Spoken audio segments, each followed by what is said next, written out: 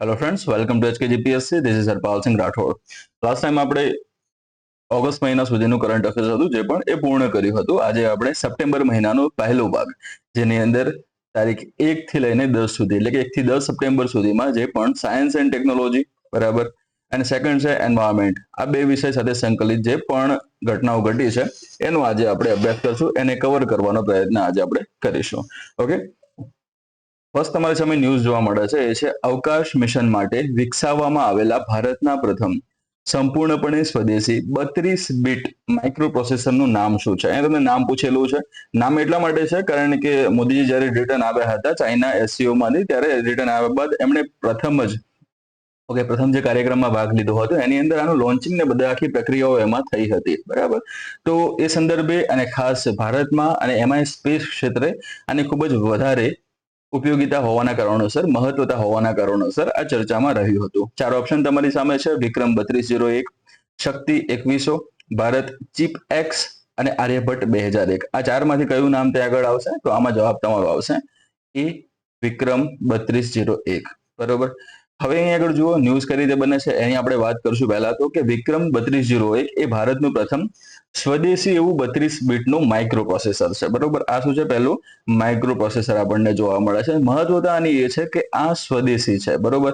અત્યાર સુધી આવા પ્રોસેસર્સ માટે, આવી ચિપ્સ માટે આપણે વિશ્વના અન્ય દેશો ઉપર આધાર રાખવો પડતો હતો, આપણે એમના ઉપર નિર્ભર હતા, બરોબર. તો અહીંયા આગળ જે નવું વિક્રમ 3201 જે 32 બીટનું માઇક્રો પ્રોસેસર છે એને બનાવવામાં આવેલું છે, જે અવકાશ મિશનમાં ઉપયોગ માટે તૈયાર છે. તો અહીંયા આગળ કઈ જગ્યાએ એનો ઉપયોગ થશે? તો કે સ્પેસ ક્ષેત્રે આનો ઉપયોગ ખાસ કરીને થતો જોવા મળશે. ઓકે, કયા પ્રોગ્રામમાં લોન્ચ કરવામાં આવ્યું હતું એ પણ ત્યાં આગળ મહત્વતા ધરાવે છે. તો પ્રોગ્રામ છે સેમિકોન ઇન્ડિયા. ઓકે, સમિટ જે હતી, સેમિકોન ઇન્ડિયા કરીને જે કાર્યક્રમ હતો એની અંદર આને લોન્ચ કરવામાં આવ્યું હતું. એટલે આ વસ્તુ પણ ધ્યાનમાં રાખવાની છે, સેમિકોન ઇન્ડિયાને પણ, બરાબર. તો સેમિકોન ઇન્ડિયા 2025ની કોન્ફરન્સ હતી, એમાં એને રજૂ કરવામાં આવ્યું હતું અને તેને ભારતની આત્મનિર્ભરતા અને જે ટેકનોલોજીકલ ક્ષમતા જે છે એને એક ક્ષેત્રમાં એક મહત્વપૂર્ણ સિદ્ધિ માનવામાં આવે છે, બરોબર. આના વિશે મુખ્ય માહિતીમાં આપણે જોવા જઈએ તો ફર્સ્ટ વસ્તુ જે છે આનું નિર્માણ અથવા તો બનાવટની જે વાત કરવામાં આવે, કોના દ્વારા આને બનાવવામાં આવ્યું છે, તો એ પણ ખાસ ત્યાં આગળ વિશેષતા ધરાવે છે, બરાબર. ફર્સ્ટ તમે આમાં જોવા જાઓ તો બનાવટમાં જોશો, પહેલું તો ઈસરો ત્યાં આગળ ભાગ ભજવે છે. કોણ? ઈસરો ત્યાં આગળ આવે છે. ઓકે, તો ઈસરોનું એક સેન્ટર છે જેને VSSC તરીકે ઓળખવામાં આવે છે, વિક્રમ સારાભાઈ સ્પેસ સેન્ટર તરીકે એને ઓળખવામાં આવે છે. તે અને એની સાથે ચંદીગઢ સ્થિત જે સેમિકન્ડક્ટર લેબોરેટરી છે જેને SCL તરીકે ઓળખવામાં આવે છે, આ બંનેના સંયુક્ત રીતે, બરોબર, એટલે બંને દ્વારા સંયુક્ત રીતે આ જે વિક્રમ 3201 જે આપણું પ્રથમ સ્વદેશી માઇક્રો પ્રોસેસર છે એની રચના કરવામાં આવી છે. આની ખાસિયત તમે જોવા જાઓ અથવા તો એની વિશેષતા તમે જોવા જાઓ તો આ જે 32 બીટ જે આર્કિટેક્ચર તમને જોવા મળે છે, બરોબર, એ 32 બીટ આર્કિટેક્ચરની જે વાત કરીએ તે ખૂબ જ ઝડપી અને કાર્યક્ષમ છે, બરોબર. એટલે બધી પ્રક્રિયાઓ જે છે એને ઝડપી અને કાર્યક્ષમ રીતે કરી શકવા માટે સક્ષમ છે. બીજી મહત્વતાની તમે જુઓ તો એ કઈ છે કે અવકાશની અત્યંત વિષમ પરિસ્થિતિઓ હોય એનો પણ સામનો કરવા માટે સક્ષમ છે. એટલે કે વિષમ પરિસ્થિતિઓ ક્યાં સુધી? તો -55° સુધીનું તાપમાન, બરોબર, અને ત્યાંથી લઈને +125°C, બરોબર, એટલે ત્યાં સુધીનું તાપમાન પણ સહન કરવા માટે સક્ષમ છે. એટલે આની સહ્યતા આપણે કહી શકીએ. ઓકે, એટલે કે ઓછામાં ઓછા તાપમાને સુધી પણ એ કામ કરી શકવા માટે સક્ષમ છે અને વધારેમાં વધારે તાપમાન વધશે એટલે કે 125° સુધીનું તાપમાન વધશે તો એ ત્યાં સુધીમાં પણ એ આ પોતાનું કાર્ય સરખી રીતે કરી શકવા માટે સક્ષમ છે. બીજી વસ્તુ આની અંદર એડ થશે આના જે મહત્વતાની અંદર એ છે કે રેડિયેશન રેઝિસ્ટન્સ. ઓકે, આની અંદર તમને શું જોવા મળશે? રેડિયેશન રેઝિસ્ટન્સ જોવા મળશે. તે અવકાશમાં થતા રેડિયેશન એટલે કે વિકિરણ અને કંપન એટલે વાઇબ્રેશન સામે એ કેવું છે? તો પ્રતિરોધક છે. હવે તમને કદાચ એ વિચાર આવતો હશે કે આ બધી વસ્તુની શું જરૂર છે? આપણે આટલી ડીપમાં ટેકનોલોજી જાણવાની જરૂર નથી. તો તમને હમણાં જ જે ડીવાયએસઓની જે એક્ઝામ લેવાઈ હતી, પ્રિલિમ્સ એક્ઝામ જે લેવાઈ હતી એની અંદર તમને જોવા મળ્યું હતું કે જે ટચ સ્ક્રીનની વાત કરવામાં આવી હતી, બરોબર. જે સ્માર્ટફોન જોવા મળે છે, સ્માર્ટફોનમાં તમને જે ટચ સ્ક્રીન જોવા મળે છે, એ ટચ સ્ક્રીન ઉપર તમે જે ટચ કરો છો અને જે પ્રમાણે જે ટચ સ્ક્રીન ત્યાં આગળ કાર્ય કરે છે એ કઈ ટેકનોલોજીને આધારે હતું, બરોબર. એટલે હવે આ લોકો સ્માર્ટફોન કઈ જનરેશનના છે ત્યાં સુધી જ ક્વેશ્ચન નથી પૂછતા, એ સ્માર્ટફોનની અંદર કઈ ટેકનોલોજી કામ કરે છે ત્યાં સુધી આ પહોંચ્યા છે. તો સીધી વસ્તુ છે કે આની અંદર પણ એ ત્યાં સુધી એ પહોંચી શકે, બરાબર. તો પ્રતિરોધક છે એટલા માટે એ પણ એની સારી એવી મહત્વતા આપણે કહી શકીએ. ઓકે, ધેન એના પછી એના FOP ની વાત કરવામાં આવે, ફ્લોટિંગ પોઈન્ટ જે ઓપરેશન્સની વાત કરવામાં આવે, FPO, ઓકે, તો એની વાત કરીએ આપણે તો તે ફ્લોટિંગ પોઈન્ટ ઓપરેશન્સ જે છે એને સમર્થન આપે છે અને જે નેવિગેશન અને જે મિશન કંટ્રોલ જેવી ચોકસાઈભરી ગણતરીઓ માટે અત્યંત મહત્વપૂર્ણ છે. ઓકે, હવે પ્લેટફોર્મ તરીકે વાત કરીએ તો આ વિકસિત જે પ્લેટફોર્મ છે બરોબર, વિક્રમ 3201 નામ શું છે? વિક્રમ 3201. હવે વિક્રમ નામ કેમ રાખ્યું એ હવે સ્પષ્ટતા કરવાની આપણે હવે જરૂર રહેતી નથી. એનું કારણ એ છે કે વિક્રમ સારાભાઈના કારણોસર એમને જે સ્પેસ ક્ષેત્રમાં જે પોતાનું યોગદાન આપ્યું છે એ યોગદાનને ધ્યાનમાં રાખતા એમને યાદગીરી સ્વરૂપે આજે ચીપ છે એનું નામ વિક્રમ આપણે રાખેલું છે બરોબર. તો વિક્રમ 3201 અત્યારે જે લોન્ચ થઈ છે એના પહેલા કોઈ હતી ખરી? તો હા, આના પહેલા કોણ કાર્યરત હતું? તો આના પહેલા આપણને જોવા મળે છે વિક્રમ 1601 બરાબર. વિક્રમ 1601 આપણને જોવા મળે છે 16 બીટ સાથેનું બરોબર. અને આ જે 1601 હતું એ 2009 થી કાર્યરત છે અવકાશ મિશનોમાં. ઓકે, એટલે હવે આનું એડવાન્સ વર્ઝન આપણા જોડે છે, નામ શું છે? વિક્રમ 3201. એ હવે તેનો ઉપયોગ ત્યાં આગળ થશે. આનો ઉપયોગ શું? છેલ્લે જે મહત્વની વસ્તુ આવે છે કે આ બધી એની ક્ષમતાઓ છે, મહત્વતા છે, તો ઉપયોગ શું છે? તો આ માઇક્રો પ્રોસેસર છે એનો ઉપયોગ રોકેટ અને જે લોન્ચ વ્હીકલ્સ છે બરોબર એના નેવિગેશન માટે, એટલે પહેલું નેવિગેશન આવશે, બીજું આવશે એના કંટ્રોલ, ત્રીજું તમને જોવા મળશે કે મિશન મેનેજમેન્ટ સિસ્ટમ બરોબર. આ ત્રણ માટે ખૂબ જ વધારે એવું ઉપયોગી ત્યાં સાબિત થાય છે. આ ઉપરાંત તમે એનો ઉપયોગ જોવા જાઓ તો એક તો ડિફેન્સ સેક્ટરમાં છે બરોબર, એરોસ્પેસ સેક્ટરમાં તમને જોવા મળશે, એનર્જી સેક્ટરમાં જોવા મળે છે, ઓટોમોબાઈલ તમને જોવા મળશે, ઓટોમોબાઈલ સેક્ટરમાં જોવા મળશે બરોબર. અને એ સિવાયના પણ અલગ અલગ ક્ષેત્રોમાં એનો ઉપયોગ ત્યાં થઈ શકે છે બરોબર. અને જે પરીક્ષણ અને ચકાસણીની આપણે વાત કરીએ, ટેસ્ટિંગની વાત કરીએ તો વિક્રમ 3201 છે એનું સફળતાપૂર્વક જે પરીક્ષણ છે એ પીએસએલવી ની ઉડાન સાથે એને પૂર્ણ કરવામાં આવ્યું છે. પીએસએલવી C-16 મિશન છે બરોબર. એ દરમિયાન પીએસએલવી જે ઓર્બિટલ એક્સપેરિમેન્ટલ મોડ્યુલ જે હતું જેને આપણે POEM4 તરીકે આપણે ઓળખ્યા હતા, તો એના જે મિશન મેનેજમેન્ટ કોમ્પ્યુટર પર એ કરવામાં આવ્યું હતું જે એની વિશ્વસનીયતાને સાબિત કરે છે. તો આનાથી ભારતને શું ફાયદો? તો ભારતને એનાથી ફાયદો થશે. પહેલું તો એના જે ગોલ્સ રાખેલા છે કે આત્મનિર્ભરતા મેળવવી બરોબર, તો આત્મનિર્ભર ભારતની જે પહેલ છે એમાં ત્યાં હેલ્પ કરે છે.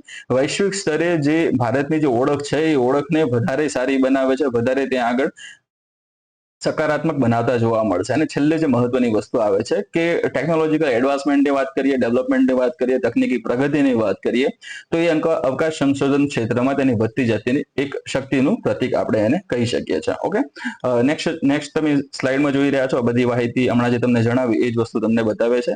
ચંદીગઢમાં પણ મોહાલી નામની જગ્યા એની વાત ત્યાં કરેલી છે. મોહાલી સ્થિત સેમી કંડક્ટર લેબોરેટરી એટલે કે SCL.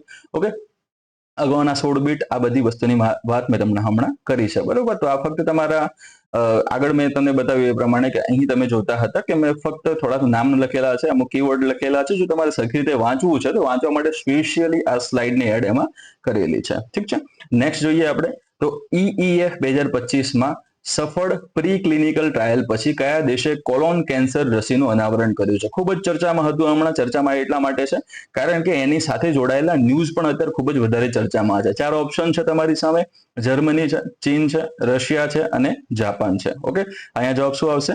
રશિયા જવાબ આવશે. આનું સી જવાબ રહેશે. ઓકે, ચર્ચામાં રહ્યું હતું એનું કારણ મેં તમને કીધું હતું સ્પષ્ટ રીતે કે ચર્ચામાં સ્પષ્ટ એટલા માટે છે કે પહેલા તો એની જે યુક્રેનની વોર છે બરોબર, યુક્રેન યુદ્ધ છે એના કારણે વધારે ચર્ચામાં જોવા મળે છે. યુક્રેન યુદ્ધમાં હવે ત્યાં સપોર્ટ કોનો આવે છે? યુએસ નો આવે છે બરોબર, એટલા માટે પણ એ ચર્ચામાં છે. યુએસની સાથે સાથે યુએસના દબાણમાં અને યુક્રેન જેના માટે યુદ્ધ કરી રહ્યું છે એના જે મહત્વના કારણો હતા એ હતું નાટો, અને નાટો સાથે જોડાયેલું જે ગ્રુપ છે જેને આપણે EU તરીકે ઓળખીએ છીએ, યુરોપિયન યુનિયન એને કહેવામાં આવે છે. ટૂંકમાં અડધાથી ઉપરનું વિશ્વ જે છે એ આની તરફ તમને ઝૂકેલું જોવા મળે છે. કઈ બાજુ? તો કે યુક્રેન તરફ. સામે તમે જુઓ તો રશિયા હવે એકલું જોવા મળે છે બરોબર. એની સામે રશિયાને ડાયરેક્ટલી સપોર્ટ જોવા મળે છે કોનું? તો કે નોર્થ કોરિયાનો જોવા મળે છે, ચીનનું જોવા મળે છે અને ઇનડાયરેક્ટલી રીતે ભારતનો પણ સપોર્ટ આમાં જોવા મળે છે. ભારતે એમ નથી કીધું કે ભાઈ તમે યુક્રેનને જઈને મારી આવો, ઠોકી આવો બરોબર, તો અહીંયા આગળ એવું કશું જ નથી બરોબર. ભારત ઇનડાયરેક્ટલી રીતે એને હેલ્પ કરી રહ્યું છે અને ભારત એ હેલ્પ કરી રહ્યું છે એ પોતાની જે નેશન સિક્યુરિટી છે એને ધ્યાનમાં રાખીને કરી રહ્યું છે. ઠીક છે, તો રશિયાના સપોર્ટમાં આટલા દેશ તમને જોવા મળશે અને આ સિવાય નાના મોટા ઈરાન ને બધા દેશો છે એ બધા તમને આના સપોર્ટમાં જોવા મળે છે. સો અહીંયા મહત્વની વસ્તુ શું છે? તો રશિયા દ્વારા જ કેન્સરની આ રસીની શોધ કરવામાં આવી છે અને રશિયાએ જાહેરાત પણ શું કરી છે કે અમે જે વિશ્વમાં જે અલગ અલગ દેશોમાં જેની માંગ હશે બરોબર એને અમે ફ્રી ઓફ ચાર્જ ત્યાં આગળ આપશો. અમારે આનો કોઈ ચાર્જ ત્યાં આગળ વસૂલવો નથી બરોબર. એટલે કે સૌપ્રથમ કેન્સર વેક્સિન શોધવામાં આવેલી છે અને એમાં પણ સ્પષ્ટ વાત કરી છે કે કોલોન કેન્સર, એને આપણે આંતરડાના કેન્સર તરીકે ઓળખીએ છીએ બરોબર. આંતરડાનું કેન્સર એ સ્પષ્ટ કરવું પડે એનું કારણ શું છે? કારણ કે કેન્સરના પણ અલગ અલગ પ્રકાર હોય છે, એની પણ હમણાં આપણે વાત કરીશું, બરોબર.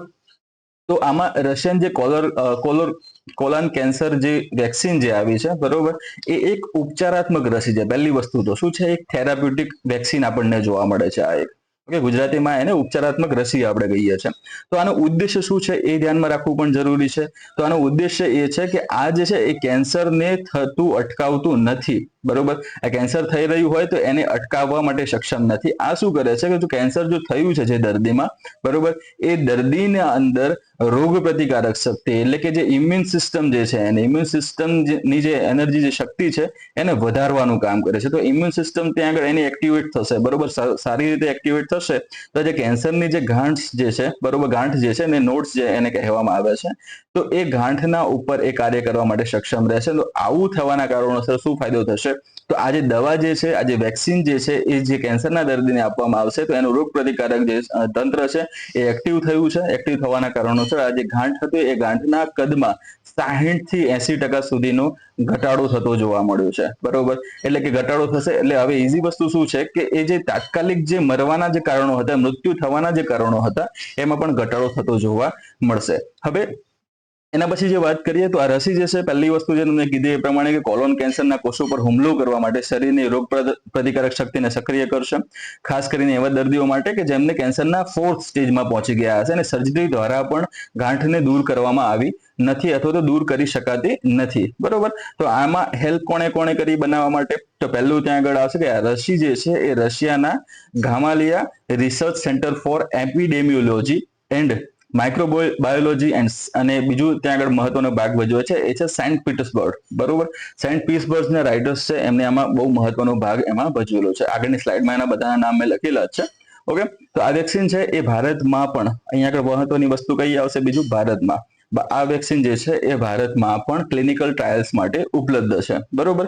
મહત્વ તમે એનું જોયું એ પ્રમાણે કેન્સરની સારવારમાં એક નવી દિશા ત્યાં આગળ ખોલી શકે છે, બરોબર, અને ખાસ એવા દર્દીઓ માટે કે જેમની સારવાર અન્ય વિકલ્પોથી થઈ શકી નથી, બરોબર. અને બીજી મહત્વપૂર્ણ વસ્તુમાં શું આવે છે કે આ રસી હમણાં જે છે ને એ પ્રાઇમરી ફેઝમાં છે, પહેલી વસ્તુ, બરોબર. તો પ્રાઇમરી ફેઝમાં હોવાના કારણોસર એના સંપૂર્ણ જે રિઝલ્ટ જે છે, પરિણામો છે એ આવવામાં હજુ સમય લાગશે. એટલે આપણે એના ડાયરેક્ટ રિઝલ્ટ ત્યાં આગળ ધારી ન લઈએ કે આનાથી કોઈ આડઅસર છે કે નહીં, ઓકે. હમણાં વાત કરીએ હતી એ પ્રમાણે કે આંતરડાનું કેન્સર, તો કેન્સર જે છે એના પણ અલગ અલગ આપણને પ્રકારો જોવા મળે છે, બરાબર. કેન્સર છે એના આપણને અલગ અલગ પ્રકારો જોવા મળે છે. એમાં સર્વ સ્વીકૃત એવા અને આપણે વધારે જાણીએ છીએ એવા પ્રકારની આપણે વાત કરીએ તો પહેલો તમને જોવા મળે છે એ છે કાર્સિનોમા, ઓકે. પહેલો જે પ્રકાર છે એને કહેવામાં આવે છે કાર્સિનોમા. એક્ઝામ્સમાં આ ઘણી વખતે પૂછાઈ જતું હોય છે કેન્સરનો કયો પ્રકાર કયા અંગ સાથે સંકળાયેલો છે એમાં. તો કાર્સિનોમા જે કેન્સર છે એ સૌથી સામાન્ય એવું કેન્સર એને ગણવામાં આવે છે, બરોબર. જે શરીરનું જે એપિથેલિયલ છે, બરોબર, જેને ઉપકલા આપણે કહીએ છીએ, ઓકે, અધિસ્તરની વાત કરીએ તો એ પેશીઓમાં શરૂ થતું જોવા મળે છે, બરોબર. હવે આ જે પેશીઓની મેં તમને વાત કરી એમાં કોનો સમાવેશ થશે? તો એમાં ત્વચા, તમારી સ્કિન આવી જશે, બરોબર, ફેફસા આવશે, ઓકે, સ્તન આવશે, પ્રોસ્ટેટ આવે છે, કોલોન્સ આવે છે, બરોબર. કોલોન એટલે કે ટૂંકમાં આંતરડું, બરોબર. આ બધા અંગોને એ અસર કરતું જોવા મળે છે, ઓકે. તો એનાથી થતા કેન્સરોમાં સૌથી મહત્વના કયા તો કે તમને સ્તન કેન્સર જોવા મળે છે, ફેફસાનું કેન્સર જોવા મળે છે, કોલોન કેન્સર જોવા મળે છે. તો હાલમાં જે અહીંયા વાત કરી છે આંતરડાનું કેન્સર અથવા તો કોલોન કેન્સર, બરોબર, એ કયો પ્રકાર કહેવાશે? તો એને કાર્સિનોમા એને કહેવામાં આવશે, બરાબર. સેકન્ડ જે ટાઈપ તમને જોવા મળે છે એ આવે છે સાર્કોમા, સાર્કોમા કહેવામાં આવે છે, બરોબર. તો સાર્કોમા શેની સાથે સંકળાયેલું છે? તો કે હાડકા અને જે નરમ પેશીઓ, બરોબર, એટલે કે અસ્થિ અને કાસ્થિ સાથે સંકળાયેલું આપણે કહી શકીએ છીએ. નરમ પેશીઓમાં બીજી બધી પેશીઓ પણ સમાવેશ થાય છે, જેમાં તમે સ્નાયુ કહી શકો છો, સ્નાયુ આવી જશે, ઓકે, ચરબી આવશે, વિવિધ જે બ્લડ વેસલ્સ છે, રક્તવાહિનીઓ આવી જશે, બરોબર, રજ્જુ પણ આવી જશે અને કાર્ટિલેજનો પણ એમાં સમાવેશ થાય છે, બરોબર. તો આ બધી વસ્તુઓ જે છે એમાં જે કેન્સર લાગુ પડશે, બરોબર, એને શું કહેવામાં આવે છે? સાર્કોમા. એના પણ અલગ અલગ પ્રકાર આપણને જોવા મળે છે, જેમ કે પહેલું જોવા મળે છે ઓસ્ટિયોસાર્કોમા, જેને હાડકાનું કેન્સર કહેવામાં આવે છે, અને બીજું છે લિપોસાર્કોમા, જેને ચરબીનું કેન્સર કહેવામાં આવે છે, ઓકે. થર્ડ ટાઈપ જે આનો જોવા મળે છે એ છે લ્યુકેમિયા, બરાબર. લ્યુકેમિયા આપણને જોવા મળશે આમાં. તો આ જે કેન્સર છે એને રક્તનું કેન્સર અથવા તો બ્લડ કેન્સર તરીકે ઓળખવામાં આવે છે. તે લોહી બનાવતા કોષોમાં શરૂ થાય છે. હવે આપણને ખ્યાલ હશે જ કે લ્યુકેમિયા જે છે એટલે કે બ્લડ બનાવતા જે સેલ્સ છે એ કઈ જગ્યાએ જોવા મળે છે? તો એ આપણા અસ્થિ મજ્જામાં જોવા મળશે, બોન મેરોમાં જોવા મળે છે, બરોબર. તો ત્યાંથી આ જે બ્લડ સેલ્સ છે એનું નિર્માણ થતું હોય છે. ઓકે, તો હવે લ્યુકેમિયામાં શું થશે, તો જે બ્લડ સેલ નોર્મલ શેપના જે ઉત્પન્ન થાય છે, બરોબર, નોર્મલ જે કેપેસિટી વાળા ઉત્પન્ન થાય છે, એની જગ્યાએ અસામાન્ય અથવા વિકૃત એવા રક્તકોષોનું ઉત્પાદન થાય છે, જે સામાન્ય રક્તકોષોને વિસ્થાપિત કરે છે. તો એને લ્યુકેમિયા તરીકે ઓળખવામાં આવે છે.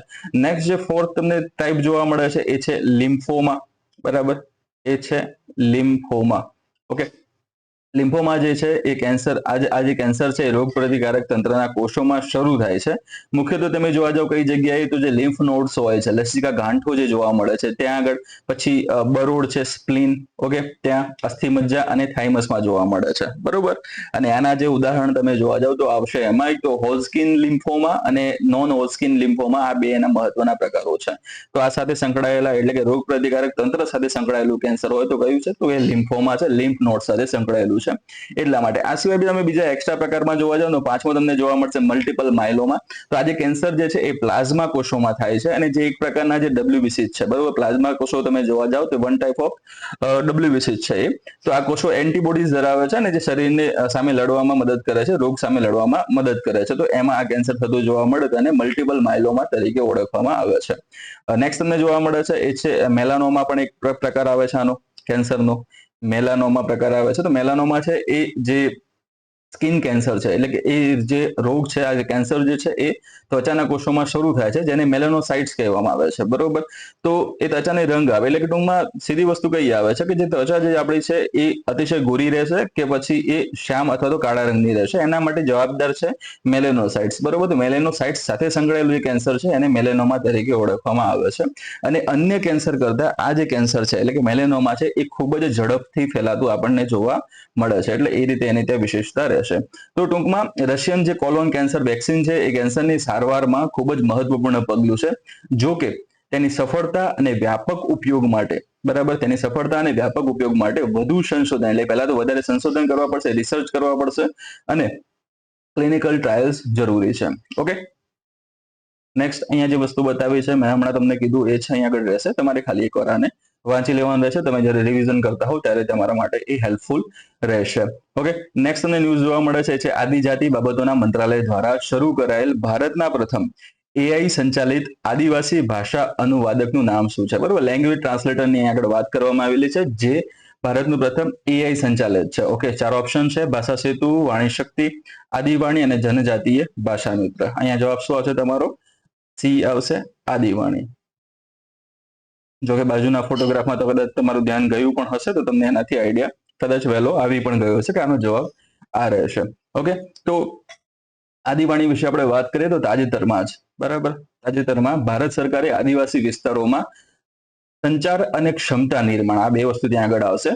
ખાસ કરીને કોમ્યુનિકેશન છે, બરોબર, અને બીજું છે ક્ષમતા નિર્માણને મજબૂત બનાવવા માટે આદિવાણી નામનું એક AI સંચાલિત ભાષા અનુવાદક લોન્ચ કર્યું છે. આ પહેલ જે છે એનો મુખ્ય ઉદ્દેશ્ય શું છે, તો કે આદિવાસી જે ભાષાઓ જે છે, બરોબર, આદિવાસી જે ભાષાઓ છે, ઓકે, એ ભાષાઓ અને મુખ્ય પ્રવાહની જે ભાષાઓ છે એની વચ્ચેનો જે અવરોધ છે, બરોબર, એ અવરોધને દૂર કરવાનો છે, જેથી કરીને સરકારી યોજનાઓ, જે સરકારી યોજનાઓ ચાલે છે, અલગ અલગ જે સ્કીમ્સ ચાલે છે, એ સ્કીમ વિશે એમને માહિતી મળતી રહે, બરોબર. અને જે બીજી અલગ અલગ જે માહિતી હોય છે એ માહિતી જે આદિવાસી સમુદાયો છે ત્યાં સુધી સરળતાથી પહોંચી શકે, બરોબર. તો આવું કરવાનું કારણ શું છે એની પણ વાત હમણાં આપણે કરીશું, અને જે આદિવાણી છે એની વિશેષતા શું છે એની પણ વાત કરશું, બરોબર. તો આદિવાણી પહેલાથી આપણે એનાથી શરૂઆત કરશું. આદિવાણી એ એક આર્ટિફિશિયલ ઇન્ટેલિજન્સ એટલે કે AI, ઓકે, AI આધારિત ટ્રાન્સલેટર છે અથવા તો અનુવાદક છે, જે આદિવાસી જે ભાષાઓ જે છે એમને હિન્દી અને અંગ્રેજીમાં અને તેનાથી ઉલટું અનુવાદ એ કરી શકે છે, બરોબર. અહીંયા આગળ આ જ શબ્દ હું યુઝ કરી રહ્યો છું, આદિવાસી, એ અહીંયા જે વેબસાઇટ ઉપર ઉપલબ્ધ કરંટ હતું એના આધારે હું કરી રહ્યો છું, બરોબર. તો અહીંયા આગળ જે પણ કોઈ કદાચ એવું થાય, કોઈને મનની લાગણી દુભાતી હોય, એવું કંઈ હોય તો એ બદલ પહેલાથી જ કહી દઉં છું કે એવું કંઈ પણ હોય તો એના વિશે હું વધારે જાણતો નથી, બરોબર. એટલે એ જ કારણોસર પહેલાથી આ ચોખવટ પણ કરું છું. સો અહીંયા ફક્ત આપણો જે ઉદ્દેશ્ય શું છે તો એ તમને જાણકારી આપવાનો ઉદ્દેશ્ય છે, તો એ રીતે આ શબ્દનો ઉપયોગ હાલમાં હું કરી રહ્યો છું, ઠીક છે. તો અહીંયા આદિવાણીની વાત કરી રહ્યા છે, AI બેઝડ તમને જોવા મળશે. તો એ શું કરશે, તો કોઈ પણ સરકારી સ્કીમ્સ હશે, બરાબર, માહિતી હશે, એ તમને સામાન્ય હાલમાં ઇંગ્લિશમાં અથવા તો હિન્દીમાં જોવા મળે છે, ઠીક છે, ઇંગ્લિશ અથવા તો હિન્દીમાં જોવા મળે છે. હવે ઘણા બધા આદિવાસી વિસ્તારો એવા છે કે જે જગ્યાએ રહેતા લોકો ઇંગ્લિશ પણ સમજતા નથી અને હિન્દી પણ સમજતા નથી, બરોબર. એમની પોતાની જ ભાષા હોય છે. જેમ કે અહીંયા તમે જોઈ રહ્યા છો બાજુમાં કે સંથાલી તમને જોવા મળે છે, બરોબર. તમને ગોંડી જોવા મળે છે, ઓકે, ભીલી જોવા મળે છે, બરોબર. મુંડારી જોવા મળે છે, બરોબર. તો આ અલગ અલગ ખરેખર તમે જોવા જાવ તો અલગ અલગ સમુદાયો છે. જેમ કે તમે ગોંડ સમુદાયનું નામ સાંભળ્યું હશે, બરોબર. તો ગોંડ સમુદાય દ્વારા જે બોલી બોલવામાં આવે છે, જેમના દ્વારા જે ભાષા ઉપયોગમાં લેવામાં આવે છે, એને ગોંડી ભાષા તરીકે ઓળખવામાં આવે છે, બરોબર. જે ભીલ જે સમુદાય તમને જોવા મળે છે આદિવાસીઓમાં, સૌથી મોટો એવો જેમનો ભાગ છે, બરોબર. તો એ જે સમુદાય છે એમના દ્વારા જે બોલી બોલાય છે એને ભીલી ભાષા ત્યાં કહેવામાં આવે છે, અથવા તો એ બોલી એમને કહેવામાં આવે છે. એ લેંગ્વેજની વાત ત્યાં કરેલી છે. તો ટૂંકમાં આ જે લોકો છે એ જે સામાન્ય જે પ્રવાહ છે, એટલે કે શહેરોમાં રહેતા લોકો અને એનાથી વધારે વિકસિત લોકો, બરોબર. તો એ લોકોથી અલગ થઈ ગયેલા છે. એનું કારણ એ છે કે એમની વચ્ચે કોમ્યુનિકેશન ગેપ આવી ગઈ છે, બરોબર. ઇન્ફોર્મેશન ગેપ તમને જોવા મળે છે. તો સરકાર એ જ ઈચ્છે છે કે આ જે ભાષાઓ જે છે, આપણી ભાષાઓ, એ ભાષાઓમાં જે વસ્તુ રહેલી છે એ ભાષાઓને ટ્રાન્સલેટ કરીને એમની જે ભાષા છે એની અંદર એને ટ્રાન્સલેટ કરો, જેથી કરીને એ જે લોકો જે છેવાડાના અંતરિયાળ વિસ્તારમાં રહેતા લોકો છે ત્યાં સુધી એમની ભાષામાં આપણે સરકારી સ્કીમો અને સરકારી જે ઇન્ફોર્મેશન છે એને આપણે પહોંચાડી શકીએ, જેથી કરીને તેઓ પણ જે સમાજનો જે મુખ્ય પ્રવાહ છે એની સાથે જોડાઈ શકે, બરોબર. તો અહીંયા આગળ આપણે સરકારનું સકારાત્મક પગલું આપણે કહી શકીએ, કારણ કે આની જરૂર કેટલાય સમયથી હતી, આની માંગ પણ કેટલાય સમયથી હતી. ઓકે, તો આ એક સારું આપણે પોઝિટિવ એક્શન કહી શકીએ ગવર્મેન્ટનું. તો જે વાત કરીએ એ પ્રમાણે ઇંગ્લિશ હિન્દી છે તો એનું કન્વર્ટ કરીને આટલી ભાષાઓમાં એને રૂપાંતર કરશે, અને આ જે ભાષાઓમાં જે શબ્દો છે, જેમની જે વાતો છે, બરોબર, અથવા એમની જે રજૂઆતો છે, રજૂઆતને શેમાં ટ્રાન્સલેટ કરી શકાશે, તો એને ઇંગ્લિશમાં અથવા તો હિન્દીમાં ટ્રાન્સલેટ કરી શકાશે, બરોબર. જેમ કે એ સમુદાય કોઈ પણ હોય, સમુદાયનો કોઈ પણ આગેવાન હોય, આગેવાન પોતાની રજૂઆત સરકારને કરવા માંગતો હોય અને એને હિન્દી અથવા ઇંગ્લિશ નથી આવડતી, તો એવા સમયે એ પોતાની જે ભાષા જે છે એ અહીંયા આગળ ટાઈપ કરશે. ટેક્સ્ટ ટુ ટેક્સ્ટ પણ છે, બરોબર. સ્પીચ ટુ ટેક્સ્ટ પણ ત્યાં આગળ તમને મળે છે ઓપ્શન. તેનો ઉપયોગ કરીને એ બોલશે, સામે એ જે પણ એમની ભાષા છે, સંથાલી, ગોંડી, બરોબર, એનું ડાયરેક્ટલી હિન્દી અથવા ઇંગ્લિશમાં ટ્રાન્સલેટ થશે અને સરકારને એ મેસેજ ડિલિવર થઈ જશે, જે એક પોઝિટિવ ઇમ્પેક્ટ લાવી શકે એમ છે. ઓકે, કઈ કઈ ભાષાઓ હમણાં તમને વાત કરી એ પ્રમાણે, તો હિન્દી ઇંગ્લિશ તો ત્યાં આવવાની છે, બરોબર. ભીલી આવશે, ગોંડી આવશે, મુંડારી આવશે, સંથાલી આવશે, પછી કુઈ છે, ગારો છે, બરોબર. આવી અલગ અલગ આદિવાસી ભાષાઓમાં એનો અનુવાદ કરવાનો પ્લાન એમણે રાખેલો છે. આજે વિકાસ જે છે, અથવા તો આજે નવું જે સ્ટેપ લેવામાં આવેલું છે એ સ્ટેપ ભાષીની પહેલ, બરોબર. આ ખાસ ધ્યાનમાં રાખજો તમે, ભાષીની પહેલ જે છે એ પહેલના અંતર્ગત એને વિકસાવવામાં આવેલું છે. અને ભાષીની જે એ ભારત સરકારની એક રાષ્ટ્રીય ભાષા અનુવાદ મિશન છે, જેનો હેતુ ડિજિટલ ઇન્ડિયા હેઠળ બહુવિધ ભારતીય ભાષાઓને ડિજિટલ સામગ્રી અને સેવાઓને સુલભ બનાવવાનો છે, બરોબર. અને આ ટેકનોલોજી આની અંદર કઈ ઉપયોગ કરવામાં લેવામાં આવી છે, તો આમાં NLLB, બરોબર, NLB, ઓકે, આ ટેકનોલોજીનો ઉપયોગ કરવામાં આવે છે, જેને નો લેંગ્વેજ લેફ્ટ બિહાઇન્ડ, બરોબર. આ ટેકનોલોજીની જે વાત કરી છે એમાં, તો એમાં ઇન્ટ્રિક ટ્રાન્સ, બરોબર, ઇન્ડિક ટ્રાન્સ જે આવે છે, ઇન્ડિક ટ્રાન્સ 2 જેવા AI મોડેલ પર આધારિત છે, જે સૌથી ઓછી સંસાધન ધરાવતી ભાષાઓ માટે અનુકૂલિત કરવામાં આવેલું છે, બરોબર. તો આના પરીક્ષણો તે ચાલી રહ્યા છે. આદિ કર્મયોગી નામની દેશવ્યાપી ક્ષમતા નિર્માણ પહેલ દ્વારા એના અલગ અલગ જે એપ્લિકેશનના પરીક્ષણો ચાલી રહ્યા છે, એટલા માટે નામ અહીંયા કયું રાખ્યું છે એમનું, આદિ વાણી એવું ત્યાં નામ રાખેલું છે, બરોબર. ફાયદા હમણાં તમને કીધું એ પ્રમાણે સંચાર સુવિધા છે, યોજનાઓનો વ્યાપક લાભ છે, સાંસ્કૃતિક સંરક્ષણ છે, ડિજિટલ સમાવેશન છે, આત્મનિર્ભર ભારત છે. આ બધી જગ્યાએ એનો ફાયદો થતો આપણને જોવા મળશે. ઓકે, એ સિવાય એની ક્ષમતાઓની વાત કરી છે. ખાસ વસ્તુ અહીંયા કહી છે કે ભારત જે છે 461 આદિવાસી ભાષાઓનું ઘર છે. એ ખૂબ જ સાંસ્કૃતિક વિવિધતા આપણે કહી શકીએ, અથવા તો સાંસ્કૃતિક સમૃદ્ધિ પણ આપણે એને કહી શકીએ. આપણે એ પ્રમાણે ખૂબ જ રીચ છીએ અન્ય દેશો કરતા, અન્ય વિસ્તારો કરતા, બરોબર. તો એમાંથી ઘણી બધી હવે લુપ્તપ્રાય થઈ રહી છે, બરોબર. તો એ લુપ્ત થઈ ન જાય એટલા માટે આ મિશનને ખાસ લોન્ચ કરવામાં આવેલું પણ છે, બરોબર. તો એ ત્યાં આગળ એ ભાષાને બચાવી રાખવા માટે કામ કરશે, સાવ લુપ્ત થતી એને અટકાવશે, બરોબર. અલગ અલગ જે ભાષાઓની વાત કરી છે એની આગળ વાત કરી. IIT દિલ્હી સહિતની અગ્રણી સંસ્થાઓના કન્સોર્ટિયમ દ્વારા વિકસિત આદિવાણી ખાતરી કરે છે કે આદિવાસી સમુદાયો દેશના ડિજિટલ પરિવર્તનમાં પણ સક્રિયપણે ભાગ લે. એટલે સીધી વસ્તુ છે, નો લેફ્ટ બિહાઇન્ડની વાત અહીંયા આગળ કરવામાં આવી છે. નેક્સ્ટ છે, તાજેતરમાં કયા પ્રદેશમાં દુર્લભ ડ્રેગન ફ્લાય પ્રજાતિ, નામ છે એનું ક્રોકોથેમિસ એરિથ્રિયાની પુનઃ પુષ્ટિ કરવામાં આવ્યું છે. 4 ઓપ્શન છે: પશ્ચિમ ઘાટ, પૂર્વીય હિમાલય, અરવલ્લીની ટેકરીઓ અને સુંદરવન. અહીંયા તમારો જવાબ આવશે એ વેસ્ટર્ન ઘાટ્સ, જેને આપણે ગુજરાતીમાં પશ્ચિમ ઘાટ તરીકે ઓળખીએ છીએ. તો તાજેતરમાં વૈજ્ઞાનિકોએ પશ્ચિમ ઘાટના જે ઊંચાઈવાળા જે વિસ્તારો છે, બરોબર, આ ઊંચાઈવાળા જે વિસ્તારો છે એ જગ્યાએ, અને એમાં પણ ખાસ કરીને કયા વિસ્તારો પશ્ચિમ ઘાટમાં, તો કે કેરળનો ભાગ છે અને બીજું તમને જોવા મળશે તમિલનાડુ. બરાબર, કેરળ તમિલનાડુના જે વિસ્તારો છે એની અંદર આજે ક્રોકોથેમિસ એરિથ્રિયા નામની લાલ રંગની જે માખી, આપણે આને ખરેખર અને ડ્રેગન ફ્લાય કહેવામાં આવે છે. બરોબર, ડ્રેગન ફ્લાય આને કહેવામાં આવે છે. ડ્રેગન ફ્લાય આને કહેવામાં આવે છે. બરોબર, તો એની ત્યાં શોધ કરવામાં આવી છે. બરોબર, ઘણા બધા ગુજરાતમાં ઘણા બધા વિસ્તારોમાં આને વાણીઓ પણ કહેવામાં આવે છે. બરોબર, વાણીઓ પણ કહેવામાં આવે. સાંજના ટાઈમે અને સવારના વહેલી સવારે અને સાંજે સાંજનો જે ટાઈમ હોય છે એ વખતે તમને આ વધારે આકાશમાં ઉડતા એવા જોવા મળે છે. નાના નાના કદાચ ધ્યાન લીધું હોય નાનપણમાં, તો તમે આને કદાચ હેલિકોપ્ટર પણ કહેતા હશો. હેલિકોપ્ટર નીચે ઉપર ઉડે છે. બરોબર, અને ઘણા બધા જો પેલું શું કહેવાય, એમ કે મસ્તીખોર બાળક હોય ને, તો એને અહીંયા શું કે દોરડી પાછળ બાંધીને ગાંઠ મારીને પછી આને ઉડાવતા પણ હોય છે. તો આ બધી વસ્તુ ગામડામાં કદાચ તમે જોઈ હોય, મેં જોઈ છે, જેને હું તમને અહીંયા વાત કરી રહ્યો છું. ઓકે, તો ડ્રેગન ફ્લાય જે છે અહીંયા તમને જોવા મળી, પ્રજાતિનું નામ છે ક્રોકોથેમિસ એરિથ્રિયા. એની પુનઃ પુષ્ટિની વાત કરવામાં આવી છે. બરોબર, તો કઈ રીતે વસ્તુ શું છે એની હવે વાત કરશું. તો આ જે પ્રજાતિ છે એને સામાન્ય રીતે જોવા મળતી એક બીજી પ્રજાતિ છે, નામ છે એનું ક્રોકોથેમિસ સર્વિલિયા. બરોબર, એ પ્રજાતિ સાથે મિક્સ થઈ ગઈ હતી. બરોબર, એટલે આપણે શું કરતા હતા કે જે સર્વિલિયા હતા એને જ એરિથ્રિયા તરીકે ઓળખતા હતા. પછી આપણને ખબર પડી કે ના, એરિથ્રિયા અલગ છે. અને હવે શું થયું, એરિથ્રિયા જે અલગથી અહીંયા આગળ તેમ મળી આવી છે કેરળ અને તમિલનાડુના ઊંચાઈવાળા વિસ્તારોમાં, એટલા માટે એની પુનઃ પુષ્ટિ થયેલી છે. બરોબર, આજે ક્રોકોથેમિસ એરિથ્રિયા જે છે, બરોબર, એરિથ્રિયાની વાત કરીએ, એને અન્ય નામ છે એનું બ્રુલેઝ સ્કાર્લેટ.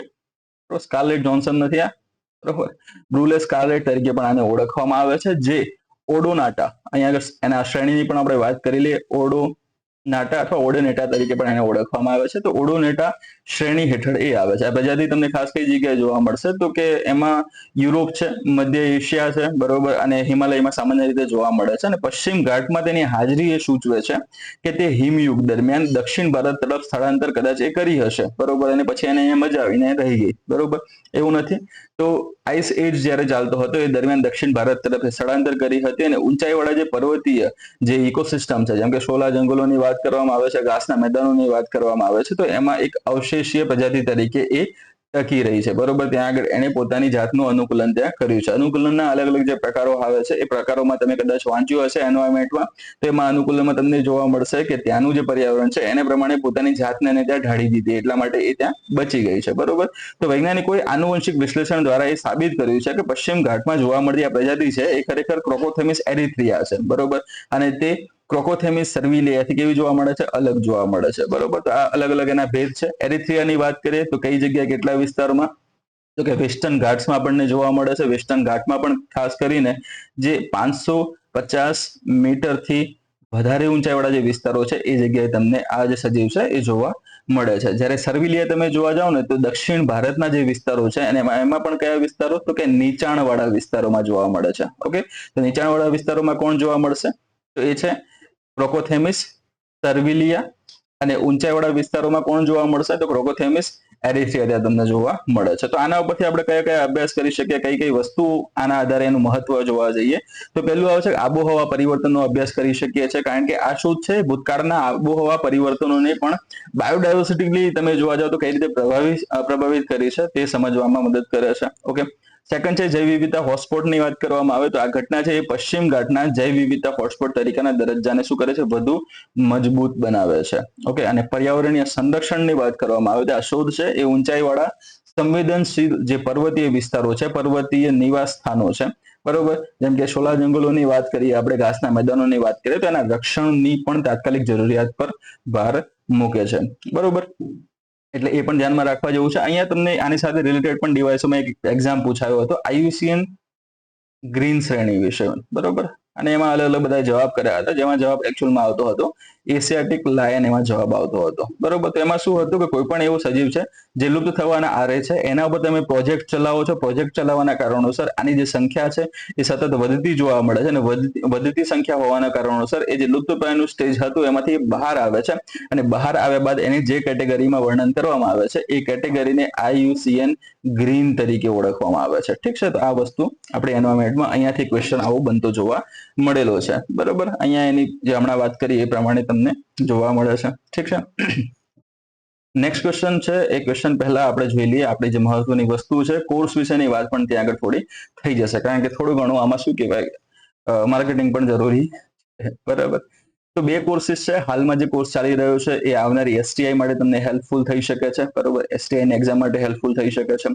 અને બીજો જે કોર્સ છે એ હજુ લોન્ચ થયો નથી, બરોબર. તો આ કોર્સ હતો ક્યારે લોન્ચ કરેલો છે આપણે, તો કે એપ્રિલ મે મહિનામાં આ જે કોર્સ છે ખાસ રેકોર્ડ કરવામાં આવેલો છે અને જે હાલમાં ચાલી રહ્યો છે.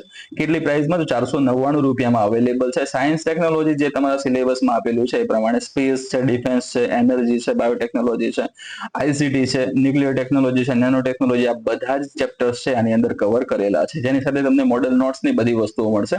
અહીંયા કોર્સની જે વિશેષતાઓ તમને બતાવેલી છે, એસટીઆઈ ની પ્રિલિમ્સ સુધી ત્યાં આગળ ઉપલબ્ધ રહેશે આ કોર્સ, અને જો એમાં જણાશે તો પછી આની ડેટમાં, એની ટાઈમલાઈનમાં અમે થોડો વધારો પણ કરી આપશું, બરોબર.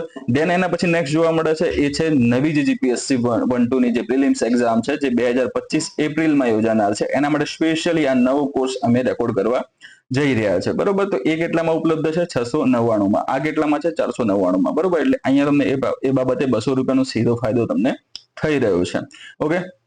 તો જો નવો કોર્સ તમે ખરીદવા માંગતા હો કે આ જૂનો કોર્સ હાલમાં જે એસટીઆઈ ની પરીક્ષા માટે તમે ખરીદવા માંગતા હો, તો અહીંયા એને ખરીદવાની પ્રક્રિયા તમને જણાવેલી છે.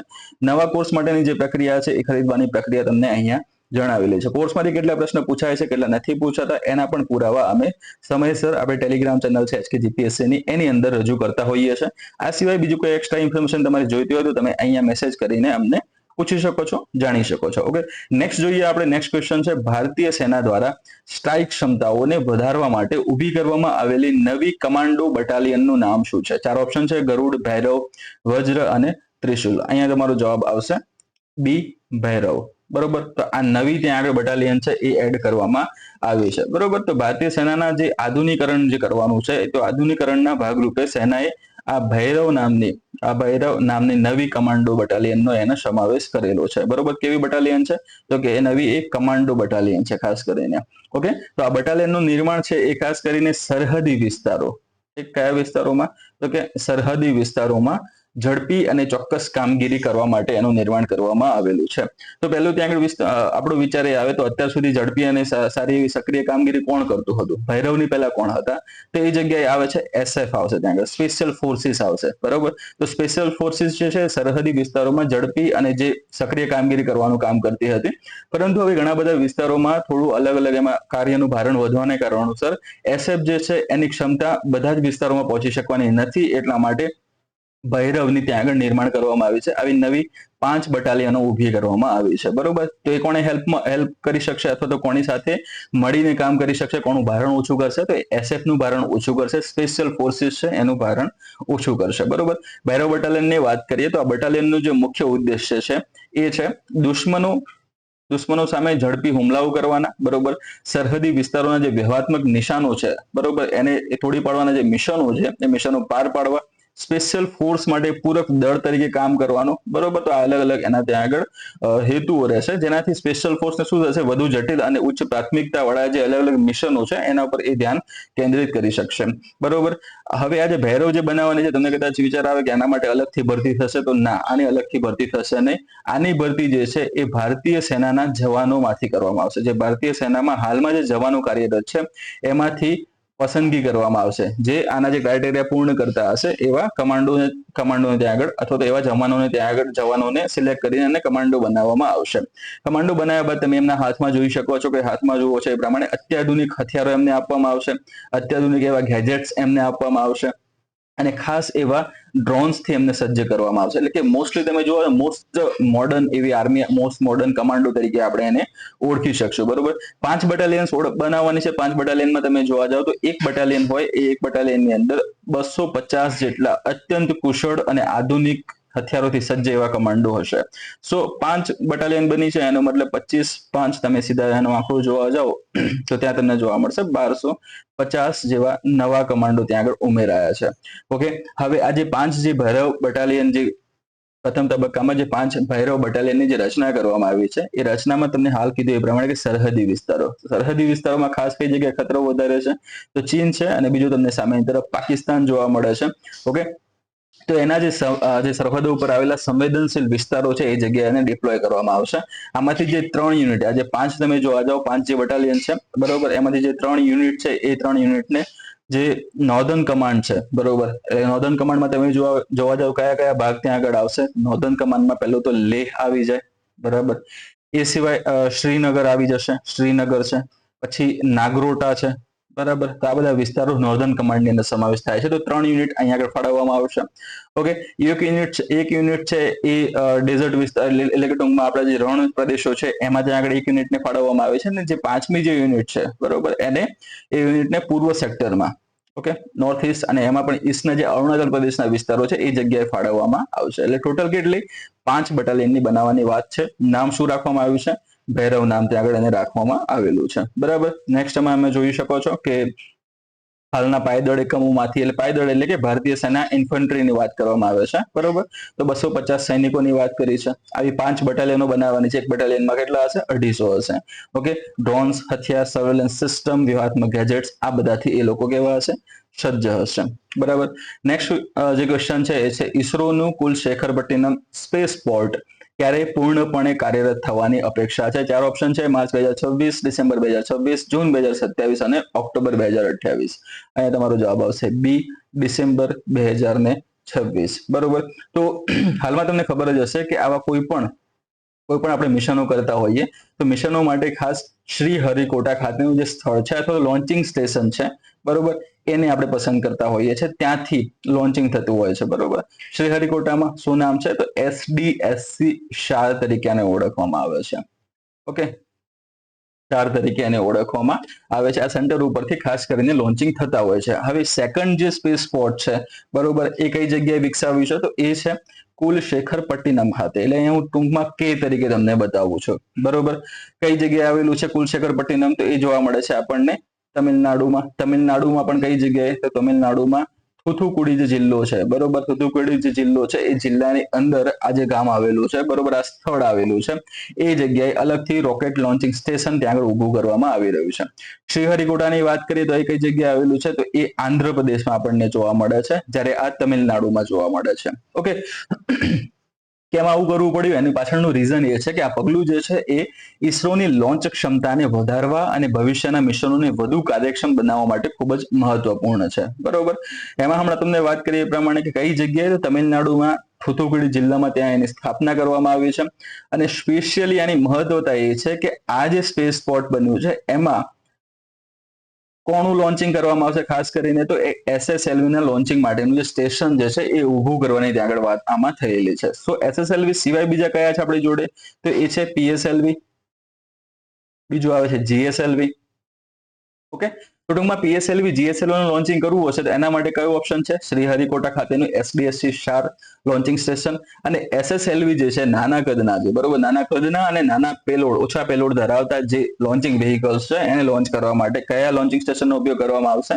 તો કે આ તમિલનાડુના થુથુકુડી ખાતે આવેલા કુલશેખરપટ્ટિનમ નામનું જે સ્પેસ પોર્ટ છે એનો ઉપયોગ કરવામાં આવશે બરોબર. તો અહીંયાથી જે મહત્વતા કોની વધે છે? તો SSLV ની વધે છે. SSLV ની આપણે વાત કરીએ તો આ એક નાનું અને ઓછા ખર્ચે તૈયાર થયેલ લોન્ચ વ્હીકલ છે, જેનો 300 થી લઈને 500 કિલોગ્રામ 300 થી 500 કિલોગ્રામ સુધીનો પેલોડ એ લીઓમાં લઈ જવા માટે સક્ષમ છે. લીઓ જેને આપણે લો અર્થ ઓર્બિટ તરીકે ઓળખીએ છીએ, નિમ્ન ભૂકક્ષા તરીકે આપણે ઓળખીએ છીએ, જેની રેન્જ તમે જોવા જાઓ તો 160 કિલોમીટર થી લઈને 2000 કિલોમીટર સુધીની છે બરોબર. સમુદ્રથી તમે ઊંચાઈ જોવા જાઓ આની 160 કિલોમીટર થી લઈને 2000 કિલોમીટર સુધીમાં આ તમને લીઓ જોવા મળે છે બરોબર.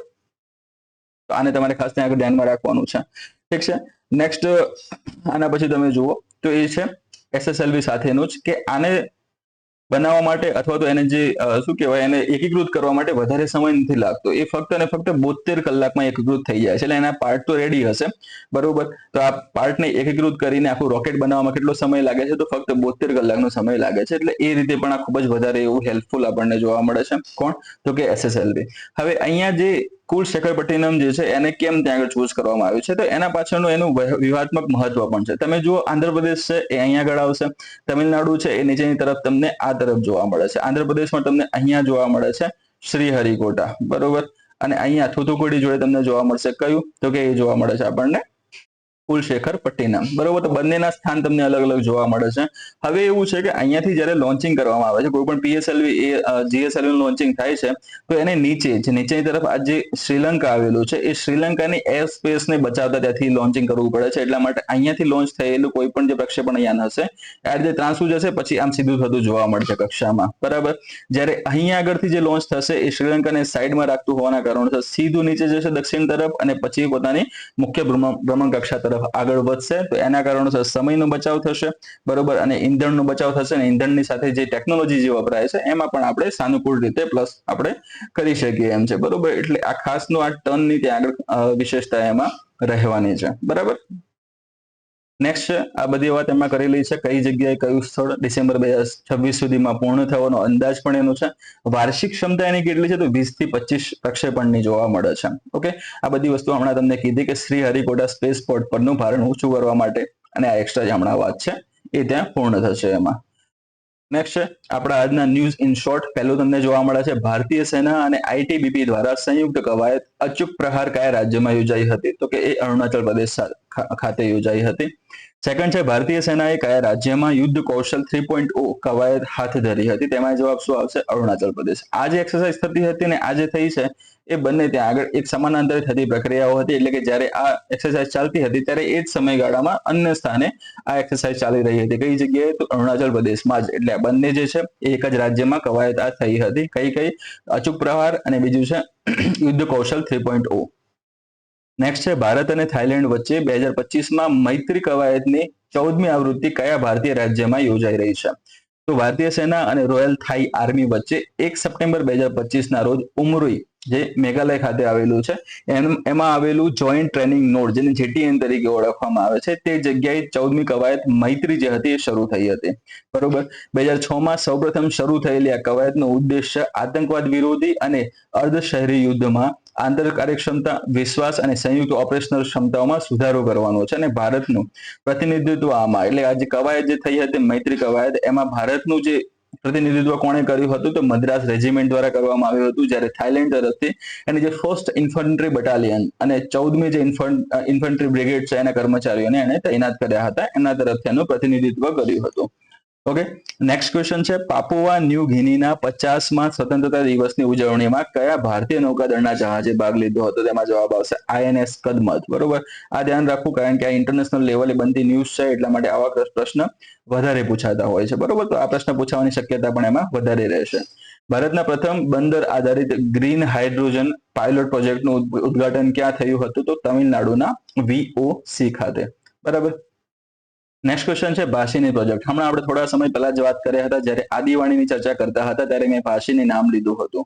ઓકે, તો ભાષીની પ્રોજેક્ટની હવે વાત છે. ભાષીની પ્રોજેક્ટ હેઠળ કઈ સંસ્થા ભારતીય ભાષાઓ અને સાંસ્કૃતિક વારસા માટે AI સાધનોનો વિકાસ કરી રહી છે, તો આઈઆઈટી જોધપુર એમાં જવાબ આવશે, બરાબર. આઈઆઈટી જોધપુરે ભારતના ભાષાકીય અને સાંસ્કૃતિક પરિદ્રશ્ય માટે કૃત્રિમ બુદ્ધિમત્તા એટલે કે AI ને આગળ વધારવામાં અગ્રણી ભૂમિકા ભજવી છે. પ્રોફેસર આનંદ મિશ્રાના નેતૃત્વ હેઠળના તેના વિઝન લેંગ્વેજ અને લર્નિંગ ગ્રુપ, જેને VL2G દ્વારા VL2G તરીકે ઓળખવામાં આવે છે, તો એમના દ્વારા સંસ્થાએ 13 ભારતીય ભાષાઓમાં, કેટલી 13 ભારતીય ભાષાઓમાં દ્રશ્ય ટેક્સ્ટને ઓળખવા અને અનુવાદિત કરવા, બહુભાષી નેવિગેશન, સુલભતા અને વાસ્તવિક સમયમાં અનુવાદમાં સુધારો કરવા સક્ષમ ઓપન સોર્સ API એને વિકસાવ્યા છે, બરોબર. તો જવાબ શું આવશે ટૂંકમાં, આઈઆઈટી જોધપુર.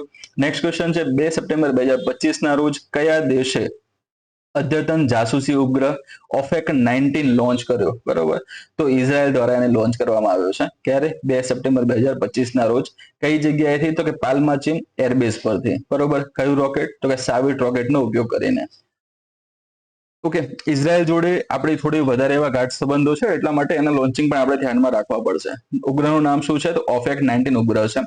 કામ શું કરે છે, તો આ જે ઉપગ્રહ છે એમાં SAR એટલે કે સિન્થેટિક અપેર્ચર રડાર છે, એ રિકોનેસન્સ ઉપગ્રહ છે, બરોબર, જેની અંદર આ ક્ષમતા ધરાવે છે, જે અડધા મીટરની ચોકસાઈ સાથે ઉચ્ચ રેઝોલ્યુશન છબીઓ પ્રદાન કરવા માટે રચાયેલ છે, જે અસરકારક બધા હવામાન અને દિવસ રાત દેખરેખ પ્રદાન કરે છે. તો આ SAR ની વાત કરવામાં આવે, સિન્થેટિક અપાર્ચર રડારની વાત કરવામાં આવે, તો એની વિશેષતા એ છે કે કોઈ પણ ખરાબ એવું વાતાવરણ હોય, બરોબર, ગમે એટલા વાદળવાળા વિસ્તાર હોય, એમ છતાં પણ એ સરખી રીતે નિરીક્ષણ કરી શકવા માટે સક્ષમ છે, બરોબર.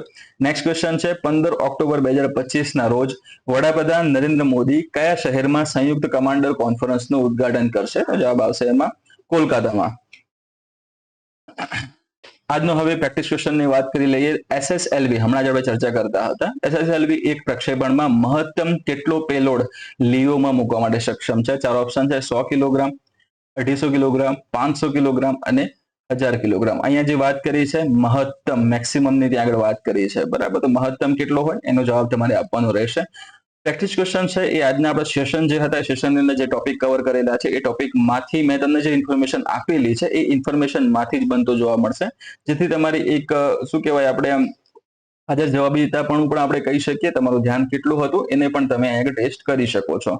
ઓકે, તો તમારો જે પણ જવાબ હોય તમારે નીચે કોમેન્ટમાં આપવાનો રહેશે. જો તમારો જવાબ સાચો છે તો એ સાચો જવાબ હશે તો એની સામે કોમેન્ટમાં એક ત્યાં આગળ આવો હાર્ટનો ઓપ્શન આવે છે, એના ઉપર હું ક્લિક કરી દઈશ, જે શો કરશે કે તમે જે જવાબ આપ્યો છે એ, બી, સી અથવા તો ડી એ જવાબ કેવો છે, એમાંથી જે જવાબ આપ્યો હશે તમે સાચો હશે તો હું હાર્ટની નિશાની ઉપર ક્લિક કરી દઈશ, જેથી કરીને કન્ફર્મેશન તમને મળી જાય કે જવાબ સાચો છે, બરાબર. જો આ જે લેક્ચર આખું જે ચાલ્યું છે એની તમે પીડીએફ મેળવવા માંગો છો, બરોબર, અને જો તમે પીડીએફ મેળવવા માંગો છો તો સિમ્પલી તમારે આપણી ટેલિગ્રામ ચેનલ છે, નામ છે એનું HKGPSC, બરોબર. તો તમે ટેલિગ્રામ ઉપર જઈને ખાલી HKGPSC સર્ચ કરશો તો પણ આ લોગો તમને જોવા મળશે. એ લોગોની જે ચેનલ છે એમાં તમારે જોઈન કરી લેવાનું રહેશે. એ જગ્યાએ આપણે સૌપ્રથમ અહીંયા પહેલા જે વિડીયો છે એ વિડીયોની લિંક શેર કરીએ છીએ અને ત્યારબાદ સેકન્ડ ટાઈમ એટલે કે થોડા ઘણા સમયગાળા પછી આપણે એની PDF પણ ત્યાં આગળ ઉપલબ્ધ કરાવીએ છીએ, બરોબર. તો આ બંને વસ્તુ તમને ત્યાંથી મળી જશે. જો વિડીયો તમને સારો લાગ્યો છે તો ખાસ કરીને લાઈક કરવાનું ભૂલતા નહીં, બરોબર. કોમેન્ટમાં તમારો જે જવાબ હોય જવાબ આપવાનું પણ ભૂલતા નહીં, અને જો વિડીયો ખરેખર તમને પસંદ આવ્યો હોય અને તમારા મિત્રો સાથે તમે શેર કરતા હો તો એ પણ પેલું શું કહેવાય હેલ્થની એક નિશાની જ છે. એક માર્ક્સ કદાચ તમારું ત્યાંથી પણ વધીને પુણ્ય રૂપે પાછો આવી જશે, બરોબર. ટૂંકમાં હજુ જો તમે અમારી જે યુટ્યુબ ચેનલ છે એને સબસ્ક્રાઇબ નથી કરી તો સબસ્ક્રાઇબ કરીને બેલ આઇકન દબાવવાનું ખાસ ભૂલતા નહીં, જેથી કરીને રેગ્યુલર જે કરંટ અફેર્સની અપડેટ્સ આવે છે એ અપડેટ્સ પણ તમને મળતી રહેશે. આના સાથે સાથે એક માઇલસ્ટોન આપણી જે HKGPSC આજે પૂર્ણ કર્યો છે એ છે કે આપણું જે કરંટ અફેર આપણે ચાલુ કર્યું હતું એને આજે એક્ઝેક્ટલી 1 વર્ષ પૂર્ણ થઈ ગયું છે. આજથી એક્ઝેક્ટ 1 વર્ષ પહેલા HKGPSC જે પ્લેટફોર્મ છે એના ઉપરથી આપણે કરંટ અફેરની શરૂઆત કરી હતી, સાયન્સ એન્ડ ટેકનોલોજીના, બરોબર. આ રીતે ભાગ પ્રમાણે જ પાર્ટ વાઇઝ આપણે કરંટ અફેરની શરૂઆત કરી હતી, જેને 1 વર્ષ પૂર્ણ કર્યું છે. 1 વર્ષ પૂર્ણ થયા પછીનું બીજા વર્ષમાં પગલું મૂકતા આપણો ફર્સ્ટ વિડીયો છે, બરોબર. તો એ પણ એક સફળતા મળી છે. તમારા સૌના સાથ અને સહકારથી, નિરંતરતાથી કાર્ય કરવાનું મને એમાં પ્રોત્સાહન મળેલું છે. એ સિવાય અમે HKGPSC નો જે અલગ અલગ જે પ્લેટફોર્મ છે એમાં ઇન્સ્ટાગ્રામ પર પણ અમે ઉપલબ્ધ છીએ. મારું પણ પોતાનું ઇન્સ્ટાગ્રામ આઈડી છે, બરોબર. તો આ બંનેમાંથી કોઈ પણ એક જગ્યાએ તમારે જોઈન થઈ જવાનું રહેશે, જેથી કરીને આવનારા સમયમાં કદાચ ટેલિગ્રામ કે યુટ્યુબ પર કોઈ ઇશ્યુ ઉભો થાય છે અને એનાથી અમે જે પ્લેટફોર્મ ઉપરનો અમારો કંટ્રોલ જો હાથમાં રહેતો નથી તો અહીંયા અમે જે નવી ચેનલ હશે અથવા તો નવી જે આઈડી હશે એ અહીંયાથી શેર કરશું, જેથી કરીને તમે અમારી સાથે પાછા જોડાઈ શકશો, બરોબર. તો અહીંયા ક્લિક કરવા માટે અથવા તો તમે ડાયરેક્ટલી HKGPSC ઇન્સ્ટાગ્રામમાં સર્ચ કરીને જોડાઈ શકો છો, અથવા તો આ આઈડી છે મારું ત્યાંથી પણ જોડાઈને તમે મારા સાથે જોડાઈ શકો છો. અને તમારા એ સિવાયના પણ એક્ઝામ રિલેટેડ કોઈ પણ ક્વેશ્ચન હોય તો તમે આ બંનેમાંથી કોઈ પણ એક જગ્યાએ મને પૂછી શકો છો. તમને 12 થી 24 કલાકમાં એનો તમને જવાબ મળી રહેશે. ઓકે, તો અહીંયા આપણો સેશન છે એ પૂર્ણ કરીએ છીએ. મળીએ નેક્સ્ટ ટાઈમ નવા સેશન સાથે. સૌને જે તલાટીની જે એક્ઝામ યોજાવાની છે 14 સપ્ટેમ્બરે, એના માટે all the best. 14 September exam છે એટલા માટે એક વિડીયોને ખાસ એકવાર ધ્યાન આમાં આપી દેજો, બરોબર, જેથી કરીને તમને ફાયદો 100% થઈ શકશે, બરોબર. 14 સપ્ટેમ્બરે જે એક્ઝામ છે રેવાની તલાટીની, એના માટે સૌને ઓલ ધ બેસ્ટ. મળીએ નેક્સ્ટ સેશનમાં નવા કરંટ અફેર સાથે. ત્યાં સુધી જય હિન્દ, જય ભારત.